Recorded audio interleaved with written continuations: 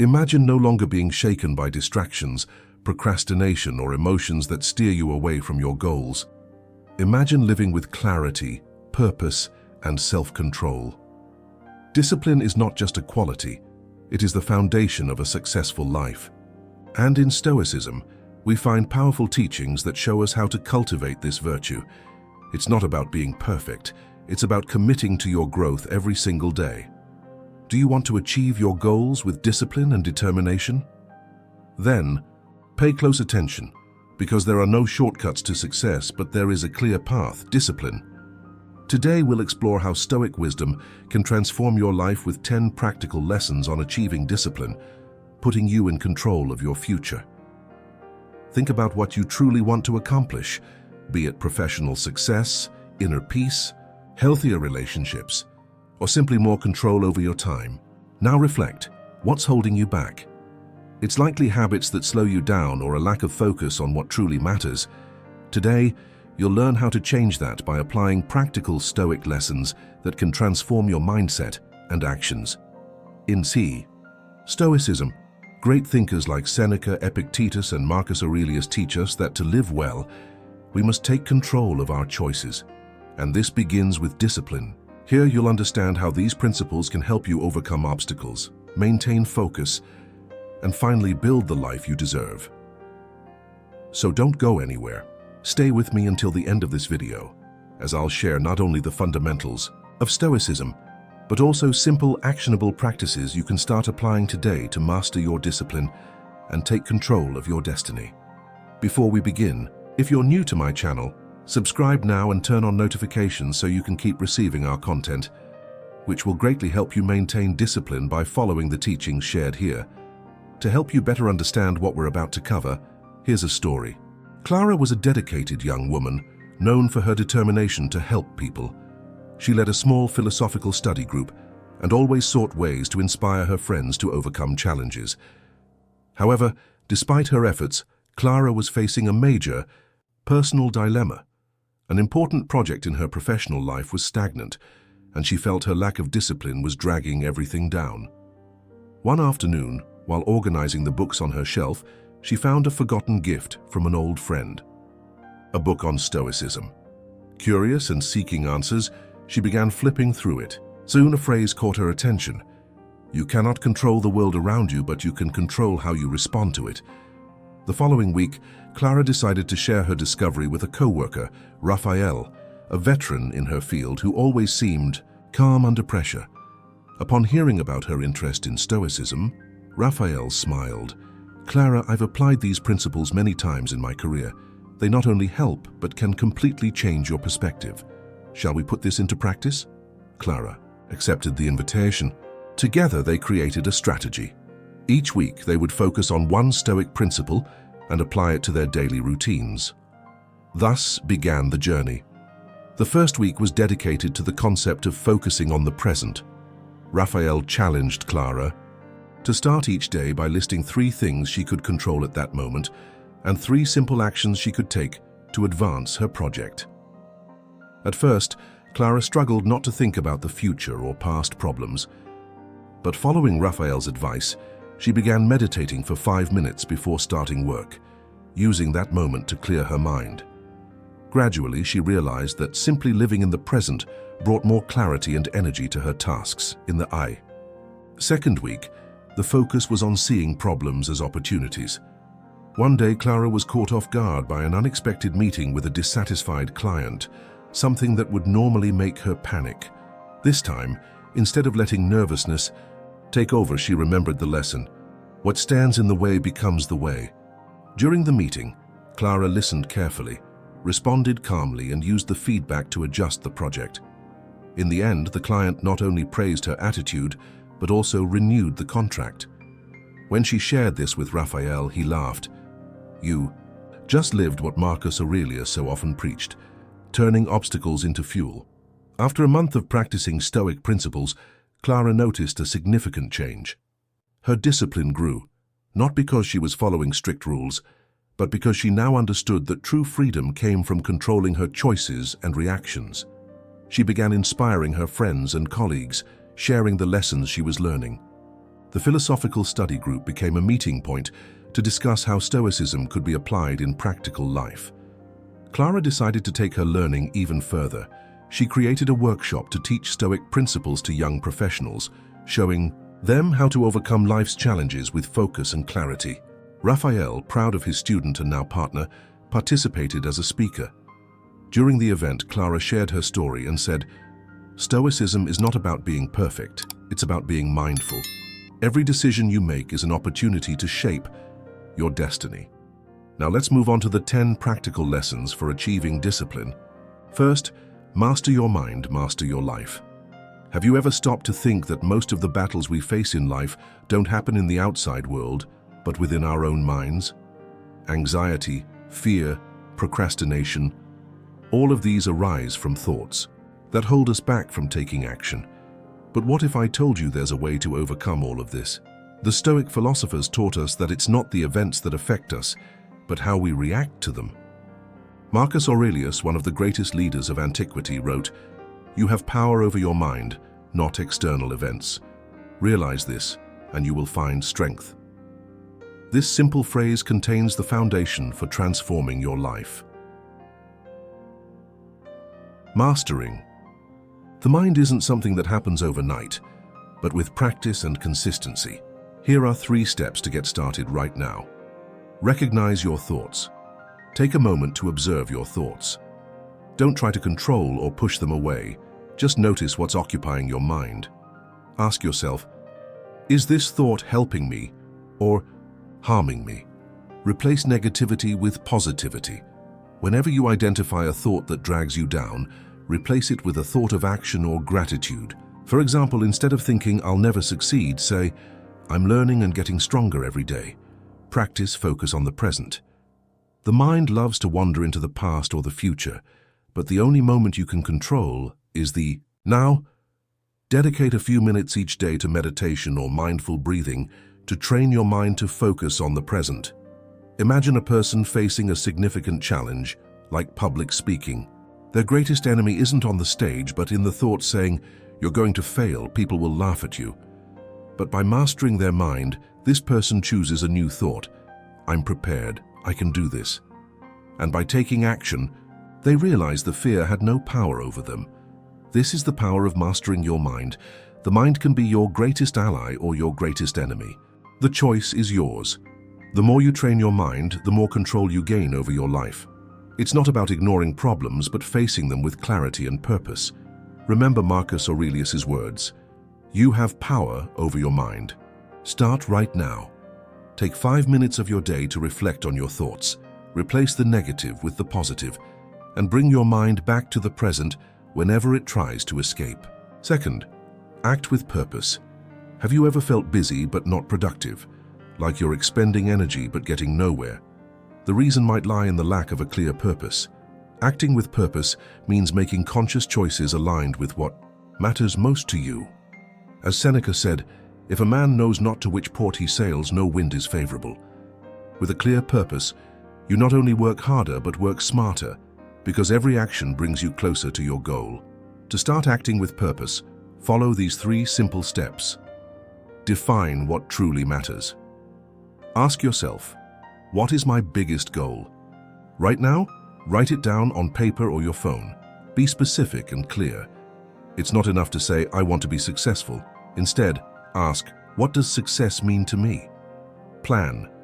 Daily actions aligned with your goal. List small tasks you can accomplish today to move closer to your purpose. For instance, if your goal is to learn a new skill, commit to studying for 30 minutes each day. Eliminate distractions. Identify what's pulling you away from your purpose: social media, procrastination, or even saying yes to things that don't contribute to your goal. Focus on what truly matters. Let's imagine Mary, a young woman who dreamed of opening her own home decor store. For years, she kept saying she wanted to do it, but never took concrete action. One day, she decided to act with purpose. Mary started by defining her goal. "I want to open my store within a year." Then she created a plan that included saving money, learning about business management, and researching suppliers.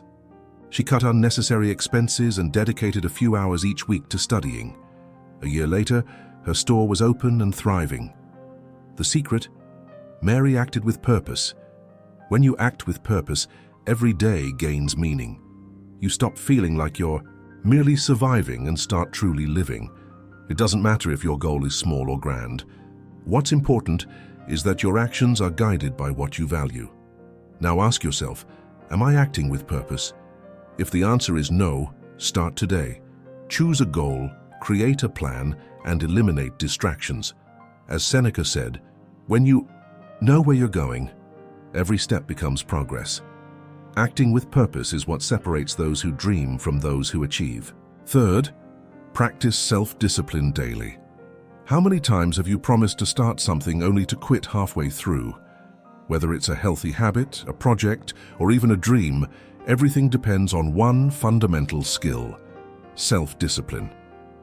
Self-discipline isn't about deprivation or suffering. It's about choosing what you want most in the future over what feels easier now. As Epictetus said, freedom is the fruit of self-discipline. When you practice self-discipline, you take control of your life, one choice at a time.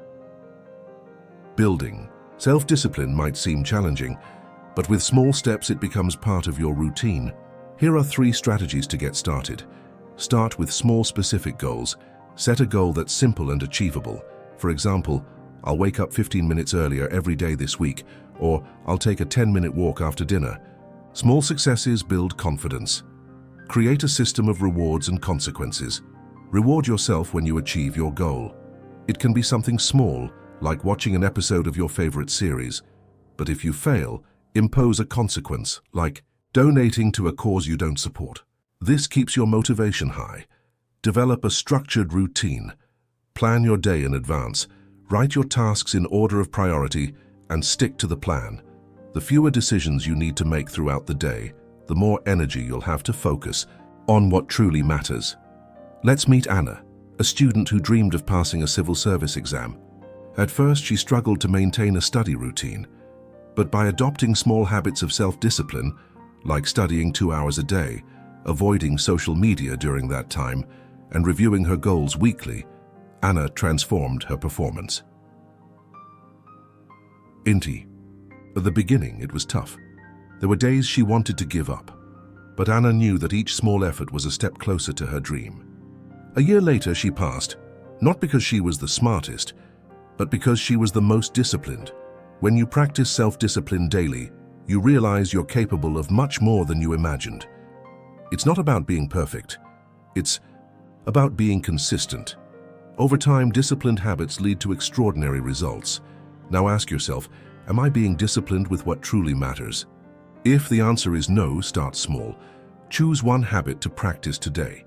Self-discipline doesn't happen all at once. It's built one step at a time. Self-discipline is the engine of progress. It's what transforms good intentions into great achievements. Fourth, embrace control of the now. Have you ever found yourself stuck in thoughts about the past or anxious about what might happen in the future? This constant struggle can drain your energy and prevent you from enjoying the only moment that truly matters, the now. Controlling the now means focusing on the present moment, dedicating your full attention to what's within your reach right now. As Epictetus said, it's not things that disturb us, but the judgments we make about them. When you embrace the now, you find clarity and energy to act. Practicing control of the now requires intentionality, but it's a skill anyone can learn. Here are 3 steps to get started. Recognize what's within your control. Make a mental or written list. What can I change right now? Focus only on those actions. Everything outside your reach, like the past, the future, or others' opinions, should be set aside. Use your breath to anchor yourself in the present. Whenever you feel overwhelmed by thoughts, pause and take a deep breath. Inhale for a count of 4, hold for 2 seconds, and exhale for 6. This helps your mind anchor itself in the present. Practice mindfulness in small tasks. Whether you're washing dishes, replying to emails, or walking, be fully present. Feel the texture, hear the sounds around you, and focus only on the activity at hand. Let's meet Gabriel, a professional who was always overwhelmed. He spent his days worrying about future deadlines and his nights regretting past mistakes. One day, during a conversation with a friend, she suggested, "Why don't you try living in the now?" At first, Gabriel thought it was strange, but decided to give it a shot. He started by creating a daily list of simple, practical tasks he could accomplish in the moment. Whenever he felt anxious, he used breathing exercises to calm himself. Over time, he realized that by focusing on the present, he could work better, sleep more peacefully, and finally enjoy moments with his family. When you embrace control of the now, you realize that the past can't be changed, and the future can't be controlled. This brings a sense of freedom and clarity. You stop worrying about what you can't do and start acting on what you can. The now is all you have. It's not about ignoring the future or forgetting the past, but recognizing that the present is the only moment where you can make a meaningful difference. Ask yourself, what can I do now to improve my life or help someone? Embracing control of the now is a powerful practice that can transform your life. Start today. Make a list of what's within your reach and choose one action you can take immediately. Fifth, find strength in adversities. Adversities are an inevitable part of life. At some point, we all face difficulties that seem impossible to overcome. But what if these adversities weren't enemies? What if instead they were the tools? We need to grow stronger. Finding strength in adversity is more than just enduring. It's about looking at challenges with a growth mindset, knowing that every obstacle is an opportunity to learn and evolve. As Marcus Aurelius wrote, "What stands in the way becomes the way." Overcoming adversity takes practice and determination. But you can start now with these 3 steps. Change your perspective. Instead of asking, "Why is this happening to me?" ask, "What can I learn from this?" Changing how you see problems is the first step to facing them with strength. Focus on what's within your control. Don't waste energy on what you can't change. Identify actions within your reach and focus on them. This shifts feelings of helplessness into a plan of action. Use adversity as motivation. Think about the challenges you've already overcome. Every difficulty conquered proves that you're stronger than you think. Use this as fuel to keep going, even when the road ahead seems tough. Let's meet Julia, a young entrepreneur who saw her store go through a financial crisis. At first, she felt defeated, but after talking to a mentor, she heard the phrase, "Problems are the best school."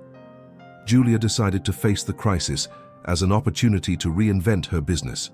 She studied new marketing strategies, learned to cut costs, and even launched an online course to share her experience. A year later, her store was thriving.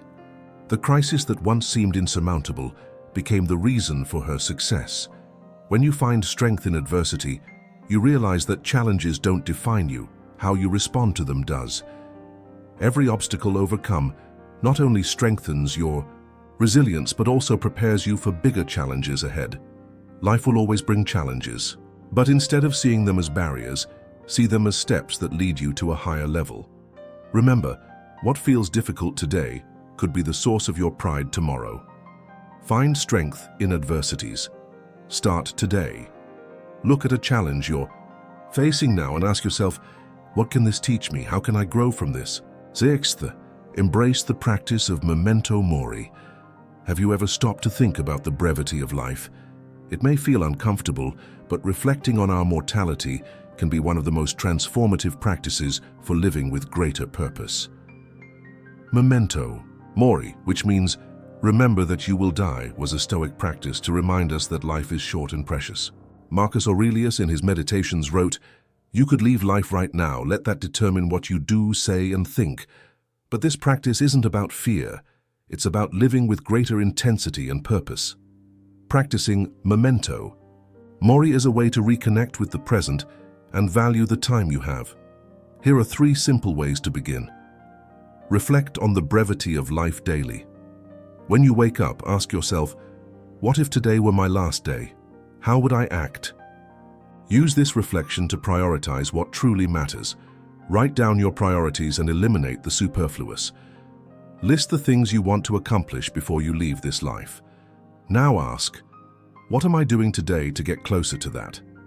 Cut out activities that don't contribute to your goals or waste your time. Express gratitude and make amends. Don't leave important words unsaid. Tell the people you love how much they mean to you. Resolve conflicts and express gratitude for the small things in life.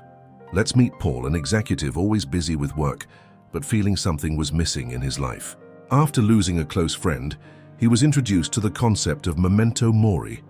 Paul began reflecting daily on what truly mattered. He reduced his working hours to spend more time with his family, returned to an old hobby, painting, and reconnected with friends he hadn't seen in years. He discovered that by accepting the brevity of life, every moment became more valuable. Memento mori isn't about living in fear, but with clarity. When you accept that time is limited, you start using it more intentionally.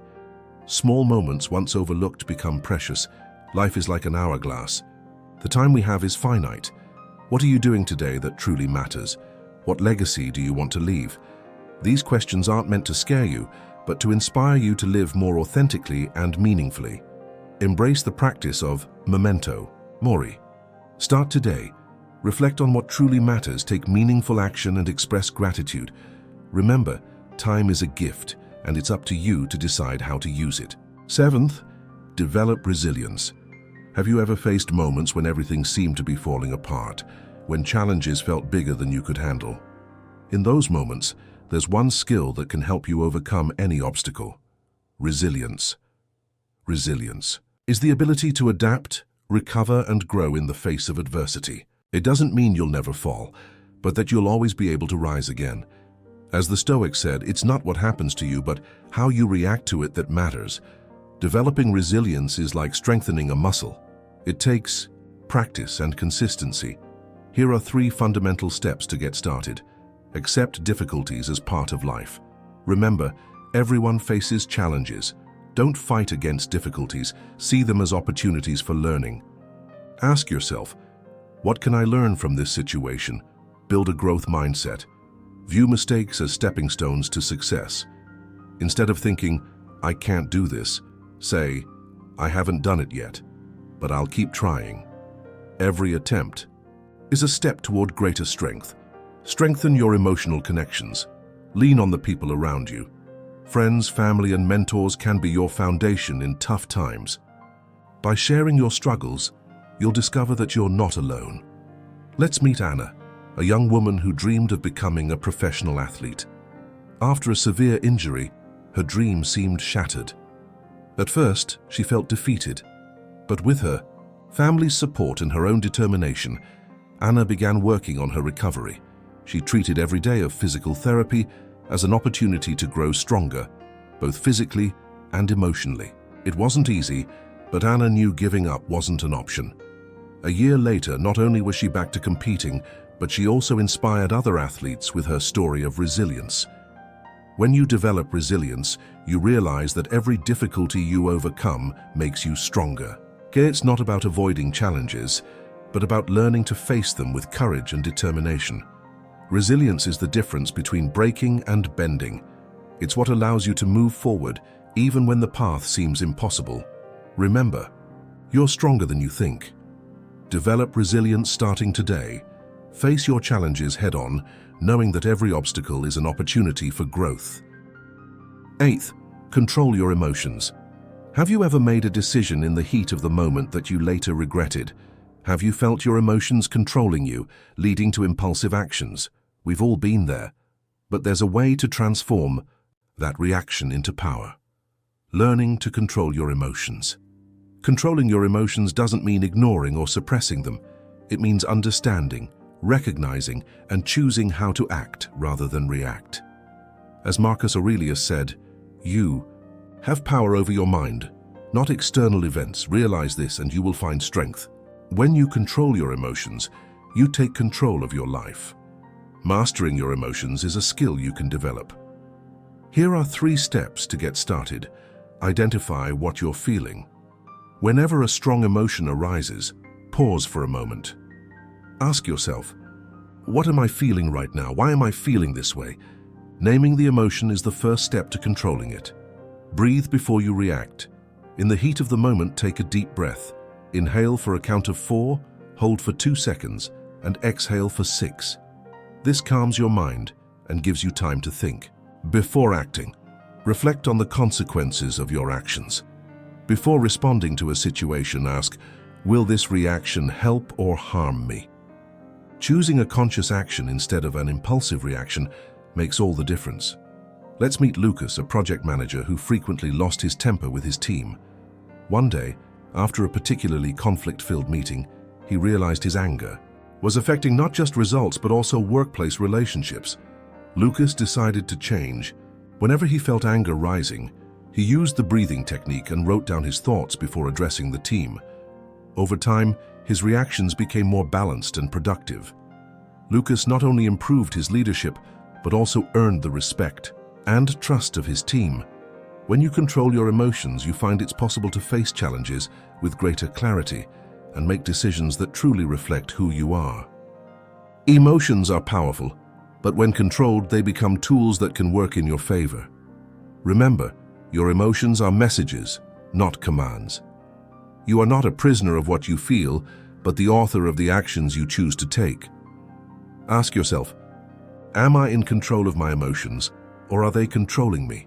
Start controlling your emotions today. Whenever you feel something intense, pause, breathe, and reflect. Choose your actions wisely and watch your life transform. 9th, practice gratitude.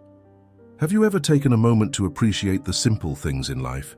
In the fast-paced world we live in, it's easy to focus on what's missing and forget to value what we already have. But practicing gratitude can transform your perspective, bringing more happiness and purpose to your day. Gratitude is more than a simple thank you. It's the practice of recognizing the value of the good things in your life, big or small. As Seneca wrote, nothing is more honorable than gratitude. By practicing it, you learn to focus on the positive and find beauty even in challenges. Practicing gratitude is simple and can be easily incorporated into your daily routine. Here are 3 steps to get started. Start a gratitude journal. Every night, write down 3 things you're grateful for that day. It doesn't have to be grand. Maybe it's a smile you received, the taste of your coffee, or the energy from a good conversation. Express gratitude to someone. Choose a person and tell them how much you appreciate something they did or what they mean to you. A small gesture of acknowledgement can strengthen relationships and spread joy. Appreciate the present moment. Pause for a minute during the day and look around. Feel the air, observe the sky, or listen to the sounds around you. Gratitude is also about living in the now. Let's meet Sophia, a young woman who constantly felt overwhelmed by the responsibilities of work and personal life. One day, after reading about the practice of gratitude, she decided to give it a try. Sophia began writing in a journal every night, listing 3 things she was grateful for. At first, it seemed difficult, but over time, she realized that even on the most challenging days, there was something to be thankful for. She noticed the practice shifted her perspective, bringing more calm and happiness to her routine. With consistent practice, you'll discover that happiness isn't about achieving more, but about valuing what you already have. Gratitude doesn't change life's challenges, but it changes how you view and face them. Remember, gratitude isn't just a feeling. It's a daily practice. It's a reminder that even in tough moments, there's something to appreciate. Ask yourself, what can I be grateful for today? Start practicing gratitude today. Grab a notebook, write something you're thankful for, and share that positive energy with someone else. 10th and final lesson, make the best with what you have. How many times have you thought, I'd do this if I had more money, more time, or more resources? The truth is, often it's not what you have that matters, but what you do with it. Making the best with what you have is more than just adapting. It's about using your creativity, determination, and resilience to turn limitations into opportunities. As Epictetus said, wealth consists not in having great possessions, but in having few wants. Making the most of what you already have is a pathway to success. You don't need perfect conditions to start. Here are 3 steps to make the best of what you already have. Identify your resources. Make a list of what's available to you right now. Your time, skills, tools, or even your network. Often, we have more than we realize. Be creative and adaptable. Think outside the box. If you don't have what you need, how can you improvise or find an alternative? Great ideas are often born out of limitations. Start with small steps. Don't wait for the perfect moment. Take the first step with what you have, no matter how small. Progress begins when you decide to act. Let's meet Richard, a young man who dreamed of opening a small coffee shop. He didn't have enough money to set up a full business, but decided to start with what he had: a table, a coffee maker, and a lot of passion. Richard set up a simple stand in front of his house and started selling specialty coffees to his neighbors. Over time, his dedication attracted loyal customers, and he managed to expand. Today, his coffee shop is well known in the city, and it all began because he decided to make the best with what he had. When you make the best with what you have, you realize you don't need perfect conditions to begin. Every small action, taken with what's within your reach, brings you closer to your goals. Remember, the path to great achievements starts with what you already have in hand. Don't compare yourself to others or wait for more resources. Ask yourself, how can I use what I have right now to start? Make the best with what you have starting today. Look around, identify your resources, and take the first step toward your goal. Congratulations on watching to the end. The fact that you're here shows your commitment to seeking knowledge and improving your life. This is a powerful journey, and every step counts. Now, I'd love to hear from you. What impacted you the most in this video? If nothing specific comes to mind, simply write gratitude in the comments. That way, I'll know you made it to the end and are dedicating yourself to your personal transformation. And don't forget to subscribe to the channel, like the video, and share it with anyone who might benefit from these lessons. Thank you for being part of this journey with me. See you in the next video.